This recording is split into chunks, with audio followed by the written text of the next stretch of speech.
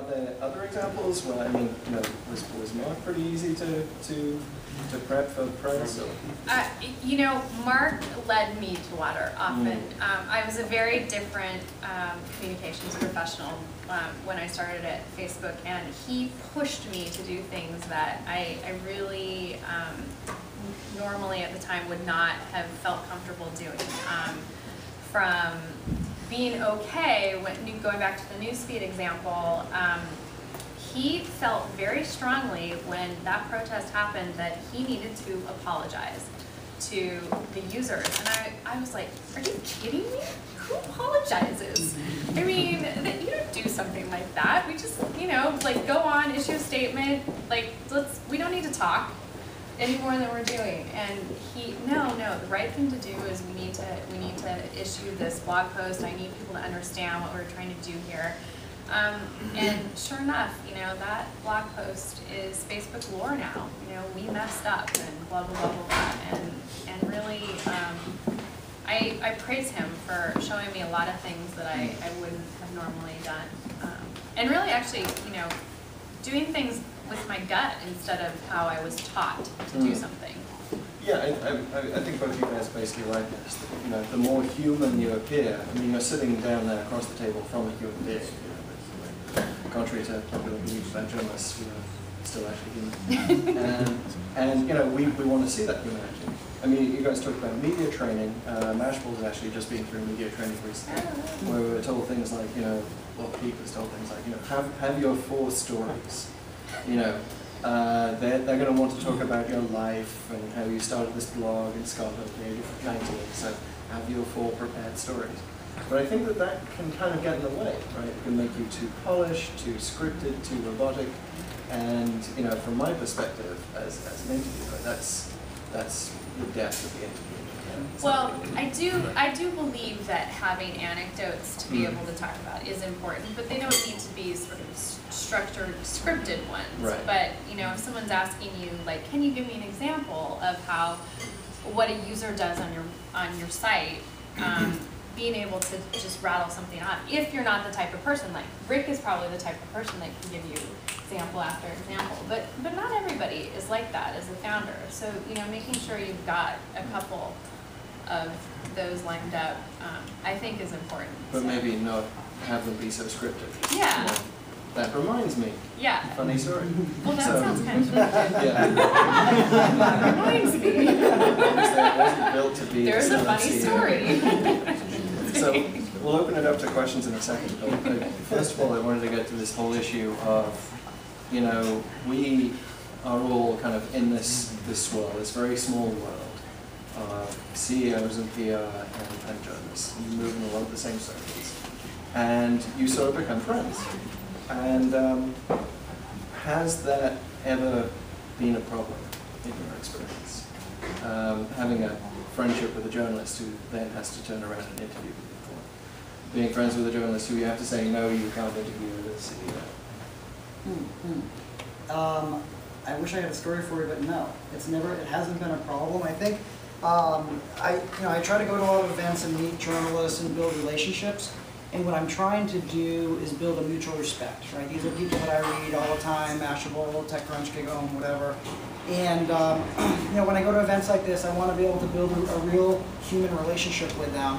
So hopefully, when I'm ready to make that call and I've got something that's press-worthy, they'll pick up the phone and know I'm a real guy, and hopefully, you know, think I'm, you know, a decent guy. So no, I don't have any.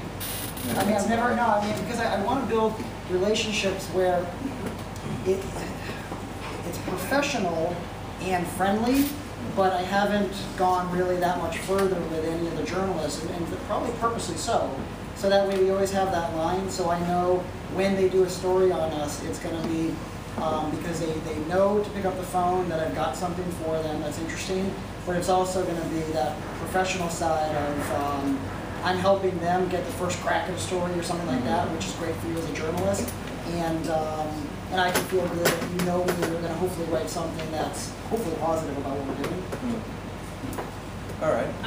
I would actually just add that, I mean, I agree. I think that the respect thing is actually where it falls, because, I mean, we were all at I actually, the night before Groupon filed for its IPO, I was having drinks with Kara Swisher, Jesse Hempel, and Sarah Lacey for quite a while, and just stone face, cold, great drinks. And the next day, you know, I mean, all three of them were just floored that I could sit there with this big piece of news happening, but they understand that's where the line is drawn. And I actually, I posted this link the other day. Do you remember the Warner Brothers cartoon, the fox and the sheepdog, and how they would clock in every day at the beginning of the cartoon, and then they'd chase each other all day long and like throw boulders on each other as the coyote tried to steal the sheep? And then, you know, in Warner Brothers back then, you know, like the coyote died like 9 times during the cartoon, and then they just clock out at the end of the day. You know, hey Ralph, great day. That's actually how I feel the rest of the time. So you didn't have to cut yourself off, like, stick to 3 drinks and then... Yeah, it's just, you know, I clock in, I clock out. This is our job. We chase each other around. It's challenging. You know, you throw boulders on my head, and I bob and weave and try and protect the sheepdog. Right. Or the sheep. And the other thing, though, when you're having those 3 drinks, make sure you're being careful about what you talk about, because as you drink more, you tend to say more. So, and then the next morning you're like, did I really say that? Damn, I should have said that. So you know, be careful with that stuff. You know, so make sure you're, you know, what you're talking about, especially if there's press around, that it's okay to be. Do you have a personal story? I don't. I mean, I don't think I do. After the 5th drink, I'm not sure if I do. He doesn't remember. Yeah. That is actually really good advice. I mean, I live and breathe this, so I can drink 10 drinks and be just fine. Yeah, do that. Do that.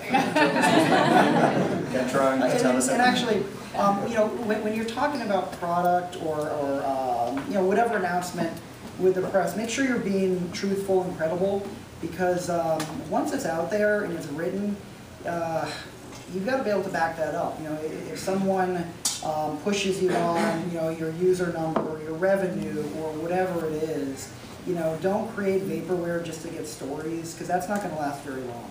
Right? You guys are all trying to build, all of us are trying to build long-term businesses, and you don't want that reputation with the press.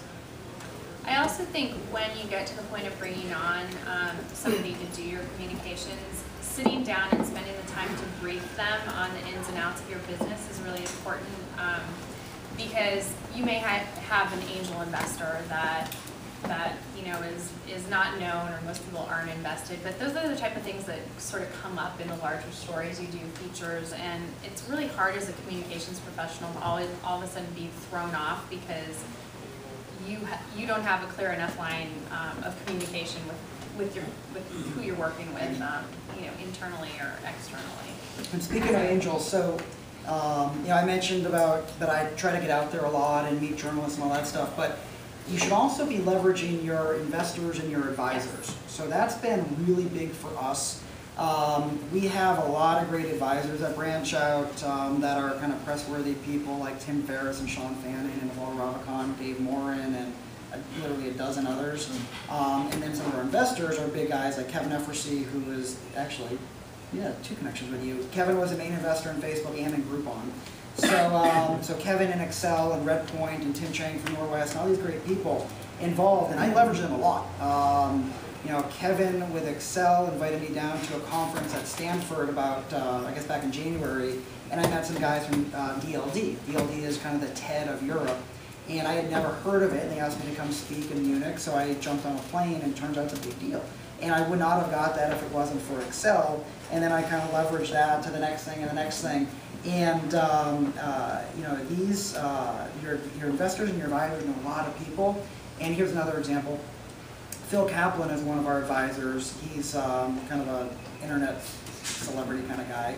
And when we first launched Branchout back in I call it July 1st, he called Mike Arrington over at TechCrunch, and it was a Monday night, and said, hey, this Branchout thing is really cool, you got to jump on it.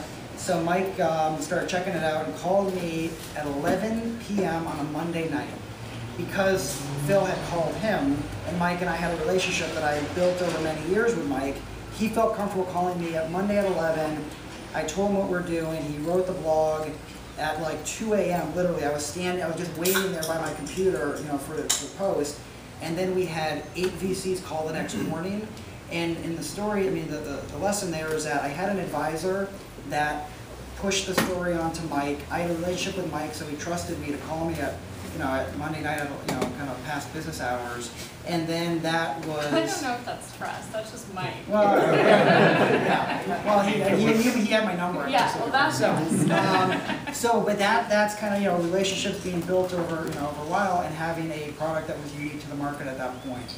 And then we closed $6 million 2 weeks later. And so that's, that having all those things in place. But the point is leveraging advisors to get to that point, and then leveraging investors later has been really helpful for us. So don't be afraid to do that. These investors are investing so they can make a lot of money off of all of us, and you should be using their connections to help you grow your business. Don't be afraid to do that.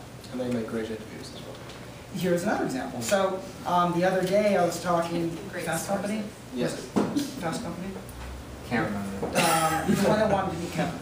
Oh yeah, Fast Company. Okay, Liza so Boyd. Liza. So I was talking to Liza about, they were doing a story about how, about companies who have social baked in on day one. So they actually called Facebook CorpCom, and Facebook said call Branchout, which was nice. And at the end of the interview, Liza said, hey, this is great, can I talk to Kevin over at Excel, because Kevin's kind of a rock star because of Groupon on Facebook right now. And I was able to facilitate that introduction, which built goodwill, extra goodwill with Liza, which I think helps in getting a good story out there and building goodwill for the next story. And it's good for Excel and good for Kevin. So kind of all three parties won in that one. And so that felt good, right? So Fast Company is a great publication, and now we're building a relationship with Liza. So if you can help with introductions, because hopefully you're building these over years, it helps you build credibility and be goodwill. All right. Well, we talked a lot. We have about 15 minutes for questions. So yes, sir. I was going to ask, I remember the first time CEO of a company, we're bootstrapping and going out finding funding. I think a lot of people talk about building a relationship with journalists, and I think a lot of us get it conceptually. But I'm wondering what concrete steps we could and should be taking. For example, I don't have Tim Ferriss on my board, so I obviously can't be working those kind of angles. Any concrete recommendations on tomorrow morning when I start the task, how to start reaching out, start building relationships? So I would start going to conferences where these journalists are going to be, and walking up to them, introducing yourself, talking about what you do, and it may be a 1-minute conversation. You got to have your elevator pitch down and a business card ready to hand them and ask them if you can take them out for coffee next week. So that's where I would start, just building these relationships. And build these relationships even before you have a product to pitch them, right? Just, hey, I'd love to take you out for coffee, tell you about what we're doing, if you have time, or maybe we can jump on a call for 10 minutes. Don't take up too much of their time early on. Make it easy for them to say yes. That's what I would start with. I would also say zeroing in on the reporter who covers the area that your startup is in is very useful. And it can be as simple as look at who your rivals are, which reporters have been writing about them. And they're very approachable, so it's pretty easy to find out. Yes, sir.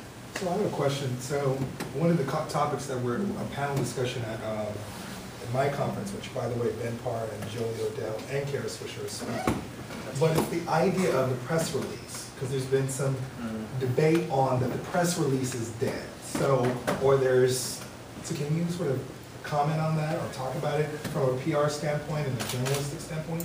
What has it shape-shifted into, or is it still relevant? Or how do you like to receive and engage relevant information? And maybe we can talk about embargoes as well. That's a longer discussion. Yeah, but I actually have strong views on both. I hope the press release is dead, and if it's not dead, I will do my damnedest to kill it. Why? It is just, I think, a lazy piece of documentation that goes out into the abyss of the world, and I think when media wasn't 24/7 the way it is now, that press releases were much more necessary then, but I feel like the cycles are so quick, and there's so many different ways that people can consume news that they're not necessary, with the exception of public companies and reporting